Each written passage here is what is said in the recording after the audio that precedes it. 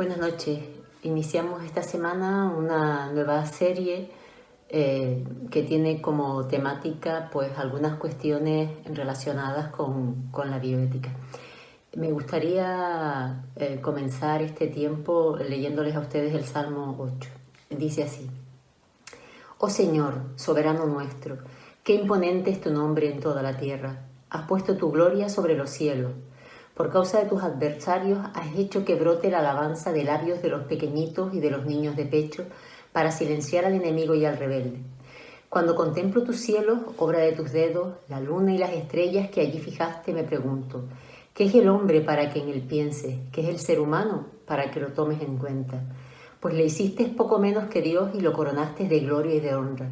Lo entronizaste sobre la obra de tus manos, todo lo sometiste a su dominio. Todas las ovejas, todos los bueyes, todos los animales del campo, las aves del cielo, los peces del mar y todo lo que surca los senderos del mar. Oh Señor, soberano nuestro, qué imponente es tu nombre sobre toda la tierra. Dado que la serie es una serie sobre bioética, quizás lo más apropiado sería empezar explicando, aclarando qué es esto de la bioética, ¿verdad?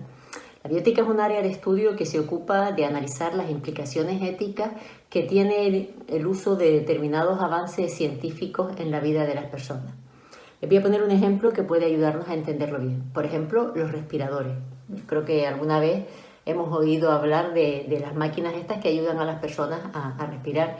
De hecho, al inicio de la pandemia, uno de los problemas que había era la falta de respiradores, porque el COVID, entre otras cosas, o la COVID, entre otras cosas, produce neumonía, y cuando las personas tienen una neumonía no pueden respirar bien, ¿verdad? Entonces los respiradores eran una cosa fundamental, y como digo al principio, pues no había suficientes, ¿no?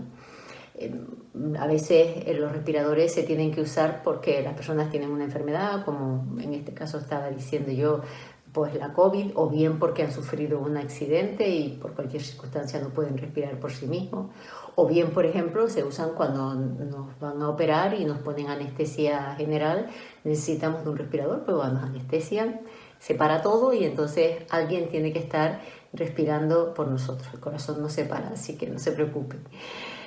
Siguiendo con el ejemplo de la máquina, del respirador, pues seguramente a bote pronto todos decimos que es un magnífico invento, ¿no? Y de hecho es un magnífico invento. Muchas personas morirían si no existieran los respiradores, ¿verdad? Pero ¿qué pensarían ustedes si les cuento lo siguiente? En abril de 1975, una joven, Karen Ann Quinlan, comenzó una dieta estricta para poder ponerse un vestido que se había comprado para ir a una fiesta. Fue a esa fiesta, efectivamente, el 15 de abril, y durante las 48 horas previas a la misma estuvo sin comer nada. Solamente se tomó un par de rebanadas de pan por aquello de que el vestido le entrara bien. La fiesta se celebraba en casa de un amigo de Karen. Durante el transcurso de esa fiesta, ella bebió una gran cantidad de alcohol y también tomó varios tranquilizantes, tomó barbitúricos. En un momento determinado, Karen le dice a sus amigos que se siente mal y se va a una de las habitaciones de la casa a recostarse en una cama. Cuando la fiesta se acabó, fueron a buscarla porque Karen no había regresado al salón en el que todos estaban reunidos, y fue encontrada por sus amigos inconsciente y sin respirar. La llevaron a urgencias de un hospital. Allí se le practicaron maniobras de reanimación cardiopulmonar para tratar que se recuperara, y se la conectó a un respirador. O sea, Karen estaba en una situación de anoxia, que se llama, no estaba entrando nada de oxígeno y no estaba respirando de manera espontánea.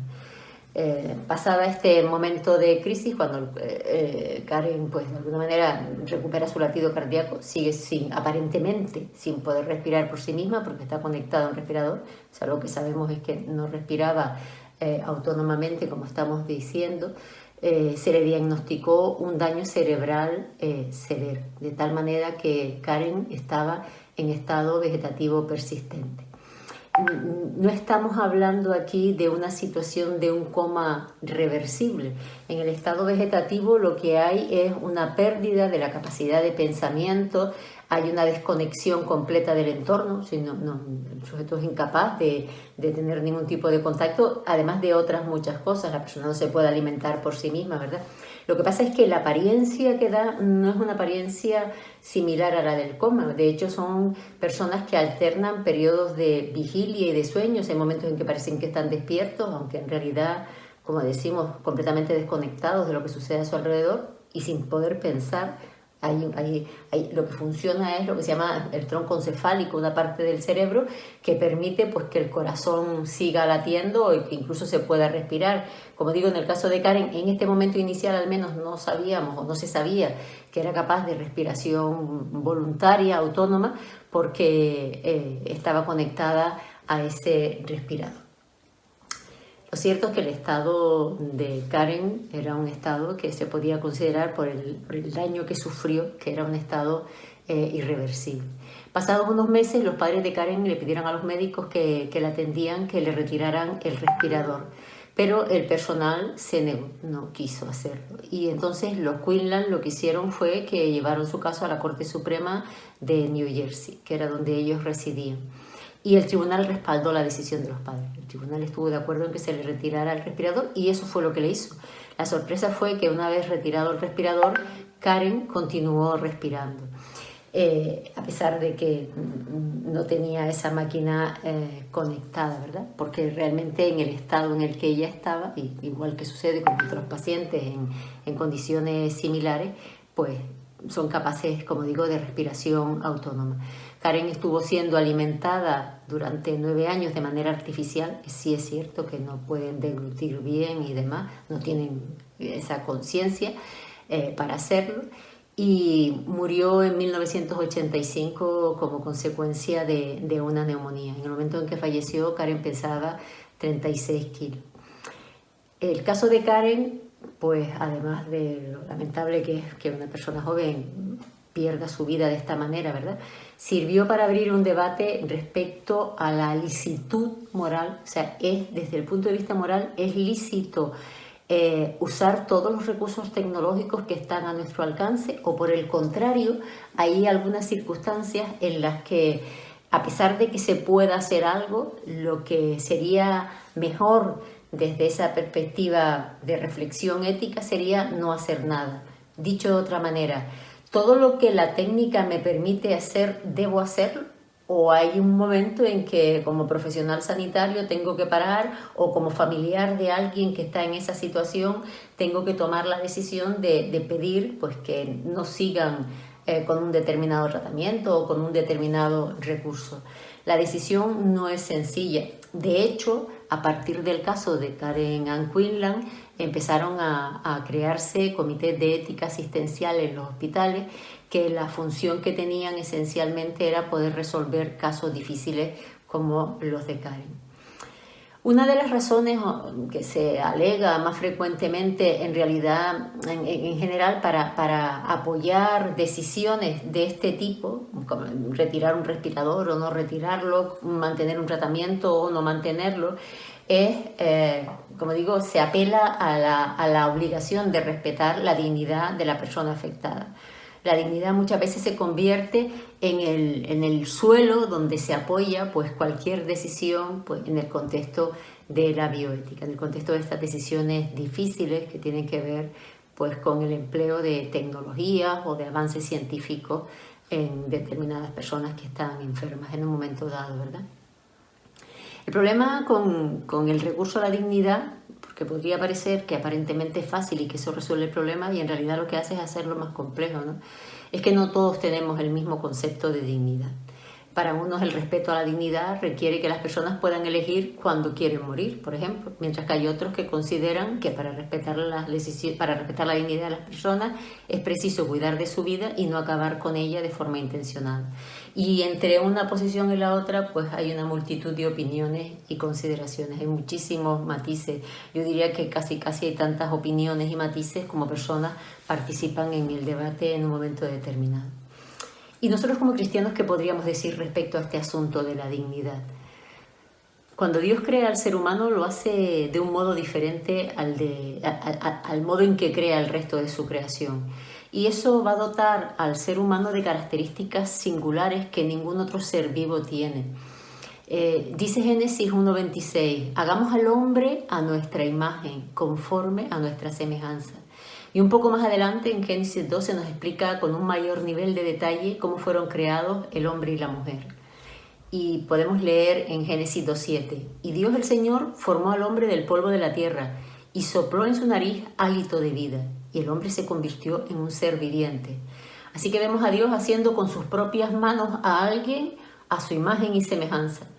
Y en el caso de Eva, ella también participa de esta misma naturaleza, ya que Dios también establece la identidad y el reconocimiento como iguales del hombre y la mujer, lo que el propio Adán aprecia cuando tiene a Eva delante de sí por primera vez. Él dice, al fin, exclamó el hombre, esta es hueso de mis huesos y carne de mi carne. Ella será llamada mujer porque fue tomada del hombre. Adán y Adana, podríamos decir, ¿verdad? La imagen de Dios en el hombre y en la mujer no se refiere a su aspecto físico. Resulta una obviedad, ¿verdad? Porque de hecho lo vemos hoy en día, cada uno de nosotros es distinto, pero todos los seres humanos están hechos a imagen y semejanza de Dios, aunque vivamos ahora mismo en una situación de naturaleza caída, ¿verdad? A lo que se refiere esta imagen y semejanza es a la dimensión espiritual y moral, podríamos decir, ¿no? Y entre las manifestaciones de esta dimensión se encuentran la voluntad, la racionalidad, la conciencia, el libre albedrío y algunas otras, ¿verdad? Son cualidades todas ellas que diferencian a las personas de los seres vivos y eso hace que tengan una dignidad especial. La dignidad se entiende como el respeto incondicionado que merece toda persona por su mera condición humana, independientemente de cualquier característica, de cualquier aptitud que tenga, de cualquier circunstancia en la que se pueda encontrar en un momento determinado. Es decir, que la dignidad supone el reconocimiento de que el ser humano es algo valioso por sí mismo, en cualquier situación. En el relato de la creación, la persona es la culminación de la obra creadora de Dios. La tierra fue creada como un hogar para el hombre y para la mujer, y todo lo que Dios puso en ella estaba a su servicio. El libro de Génesis también nos dice, entonces Dios dijo, hagamos a los seres humanos a nuestra imagen, para que sean como nosotros. Ellos reinarán sobre los peces del mar, las aves del cielo, los animales domésticos, todos los animales salvajes de la tierra y los animales pequeños que corren por el suelo. Así que Dios creó a los seres humanos a su propia imagen. A imagen de Dios los creó. Hombre y mujer los creó. Luego Dios los bendijo con las siguientes palabras. Sean fructíferos y multiplíquense, llenen la tierra y gobiernen sobre ella. Reinen sobre los peces del mar, las aves del cielo y todos los animales que corren por el suelo. Entonces Dios dijo, miren, les he dado todas las plantas con semillas que hay sobre la tierra y todos los árboles frutales para que les sirvan de alimento. Y he dado toda planta verde como alimento para todos los animales salvajes, para las aves del cielo y para los animales pequeños que corren por el suelo, es decir, para todo lo que tiene vida. Y eso fue lo que sucedió. Como señalan Gudick y Lennon en su libro Fundamentos para una ética cristiana, de este texto podemos desprenderse o podríamos interpretar que el hombre y la mujer son más importantes que cualquier otra cosa en toda la tierra. Ahora bien, esto no quiere decir que no tengan responsabilidad sobre lo creado. De hecho, el gobierno de la tierra que se les encomienda es un encargo de quien es el dueño de todo, el Dios mismo, ¿verdad? Quien les encarga que gobiernen. De modo que ellos tan solo son mayordomos, son gobernadores, pero no son los reyes. Y deben rendir, por tanto, cuenta del uso responsable de lo que les ha sido entregado. Pero nada, absolutamente nada, es tan digno ni valioso como el ser humano hecho a imagen y semejanza de Dios. La dignidad se convierte así en una cualidad exclusiva del humano que no está sujeta a ninguna condición ni circunstancia. No voy a ser más digna porque sea más inteligente, tenga más dinero o esté más saludable, y tampoco voy a ser indigna porque esté enferma, débil o sea una anciana o haya transcurrido el tiempo. Mi dignidad permanece inalterable porque no depende de mí ni de lo externo, depende únicamente de Dios, de que soy una criatura suya, de que fui creada a su imagen y semejanza. Y aquí podríamos añadir otra cosa. Nuestra dignidad también está sustentada en que somos amados por Dios. Y somos amados de un modo incondicional. De tal manera amó Dios al mundo que envió a su Hijo unigénito para que todo aquel no se crea, sino que tenga vida eterna. Ese amor por parte de nuestro Creador también apoya y contribuye y fortalece nuestra dignidad. Mi valor es inmutable y está vinculado a mi Creador. Y eso no lo puede cambiar nadie. Esa es una condición que no se va a modificar, pase lo que pase, en cualquier circunstancia. Obviamente ustedes podrán decir que yo creo esto porque soy cristiana, porque creo en un Dios todopoderoso que creó todo lo que existe, ¿verdad? Pero tal vez tú que me escuchas o algunas personas que conoces puedes no estar de acuerdo con esto que estoy yo afirmando. Sin embargo, hay una cosa que vale la pena considerar, ¿verdad? En realidad, prácticamente nadie hoy en día pone en duda que las personas sean dignas. En general, hay alguna excepción como para todo, ¿verdad? Pero sí podemos decir que casi todos los países democráticos o todos los países democráticos no ponen en cuestión que el hombre y la mujer sean dignos. Es todo lo contrario, se apoyan en la dignidad para su desarrollo. El ejemplo lo tenemos en la Constitución Española. El artículo 10 de la Constitución Española dice: la dignidad de la persona, los derechos inviolables que le son inherentes, el libre desarrollo de la personalidad, el respeto a la ley y a los derechos de los demás son el fundamento del orden político y de la paz social. O sea, todo lo que es la construcción del Estado en nuestro país, entre otras cosas, aunque se cita la primera de ellas, se apoya o tiene su soporte en el reconocimiento de la dignidad de la persona. En este caso lo que se afirma es la dignidad de la persona frente al Estado. O sea, el Estado tiene la obligación de respetarme como persona, de reconocer que tengo unos derechos y que tengo derecho también a configurar mi vida como estime más conveniente, siempre que respete el orden y siempre que respete los derechos de los demás, ¿verdad? Pero justamente ese artículo es la puerta de entrada a todos los derechos que después se reconocen y se regulan. La dignidad es donde se asienta de alguna manera la construcción del reconocimiento de la persona, en el caso de los españoles por parte del Estado español, pero sucede otro tanto con el resto de los países democráticos. Así que lo que quiero decir con esto es que no es la dignidad lo que está en cuestión. Lo que está en cuestión en realidad es de qué depende esa dignidad, dónde nace esa dignidad, si es una dignidad que me tengo que ganar, que depende de mí, o es externa, como decimos los cristianos, ¿verdad? Que depende enteramente de Dios, que no tiene que ver conmigo, sino que tiene que ver con mi Creador. Y también se cuestiona si es una dignidad que permanece en cualquier circunstancia, o si hay cosas que la pueden cambiar.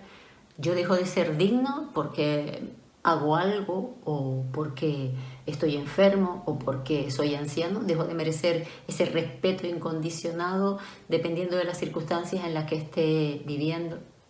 Como decía antes, esto da lugar a que unas personas piensen que ayudar a morir es lo mejor para contribuir a preservar la dignidad de las personas, y otros que piensan lo contrario porque entienden que Dios miró todo lo que había hecho y vio que era muy bueno y que por tanto la vida no debe ser destruida. Como digo, en todo hay matices y apreciaciones y aspectos que debemos tener en cuenta.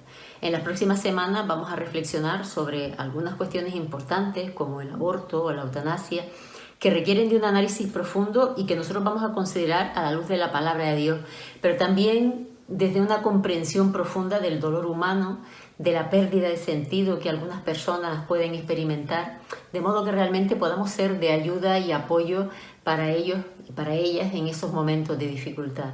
No es tanto sumar opiniones a un debate que está en la calle, sino ver de qué manera podemos acercarnos a aquel que sufre, tender nuestra mano, acompañarlo, apoyarlo y demostrarles que realmente su vida vale, que su vida siempre es digna de respeto, que ellos, como personas creadas a imagen y semejanza de Dios, son dignas de respeto, crean lo que crean. Oh Señor, soberano nuestro, qué imponente es tu nombre en toda la tierra. Buenas noches, el Señor les bendiga mucho.